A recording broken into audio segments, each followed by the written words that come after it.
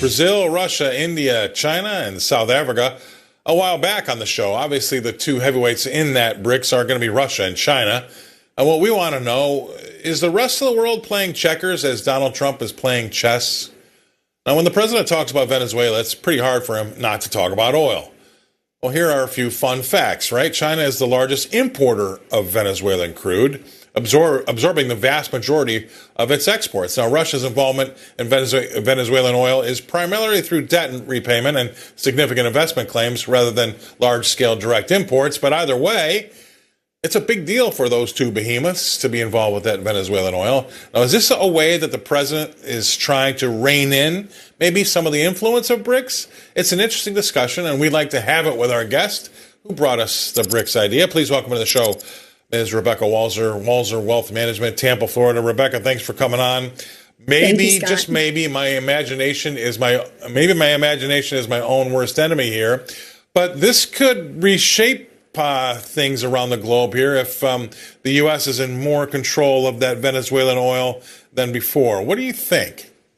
Yeah, it was interesting. I was watching President Trump's press conference on Saturday, Scott. Happy New Year, by the way. Thank you for having me. And I knew immediately when he said we're going to run it, I knew immediately that that's what the AP was going to pick up and that all the wires were going to be talking with the headlines that we're going to run Venezuela. He did say we're going to run it until there's a orderly transition to a group that's, not necessarily, he didn't, you say the word democratically elected, but in other words, Maduro, he feels, was in there against the will of the people, that the election was obviously not really an election, it was stolen. And as a side note, I can tell you, Scott, that the MAGA movement is very interested in Venezuela from the perspective of the voting machines that Chavez actually, before the predecessor to Maduro, implemented. And I won't mention names, but I will just say that there's a lot of information out of Venezuela on these voting machines that are bought and used in the United States. And I think that a lot of people are looking for that connection to come out and to really be dismantled and uncovered as well. But to your point about energy and China, Xi Jinping had a close relationship with this administration, that regime, Maduro regime. And I think that absolutely felt comfortable getting and relying on, their exports to China for, energy. And now that is going to be jeopardized. And Russia, not so much. Obviously, Russia is a different ballpark. But to your point, they obviously had it's kind of like the IMF. Think of it as like the IMF. They go in, they make loans, they build infrastructure, and then there's repayments that are coming back in from that new infrastructure enhancement and the GDP of the growth of the GDP of a country. So that's kind of the Russian model with Venezuela. But this is the beginning, Scott, I think, of this president really coming up with a Trump-Monroe doctrine. He mentioned it in his press conference. He talked about the fact that we have to have peace through strength in the Western Hemisphere, and we have to establish or reestablish American dominance. I don't like that it's been so portrayed as though this was a legal international event. You had the Biden administration as well as the Trump administration indict this sitting, president of a country, saying that this was a criminal in charge. And so that is, they executed on, basically indictments and getting those people extradited to the United States. He obviously appealed this morning in Brooklyn and before a judge, and he's going to go, be arraigned and go through the whole process. But this is a shot across the bow, Scott. This is a shot across the bow in the Western Hemisphere that does have global implications all the way against the Brazil, Russia, India, China, South Africa, amongst many other nations now that have moved towards China with the Belt and Road Initiative and all the other things that China has done to really lay out the groundwork, a 100-year plan to take over economic and military dominance of the world. This is their stated mission. They're coming after the United States, and this does create a wrinkle for them on their energy. I mean, if you see what Venezuela used to be and what they are today, and they're a shadow of their former self after they went down this Marxist kind of avenue, communism.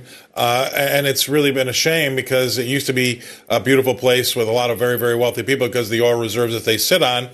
And now it's not the case. And I love what you say about the shot across the bow because there's now beginning to be a track record here. And Donald Trump's not even been in office for a year. But we've seen what he did with Iran.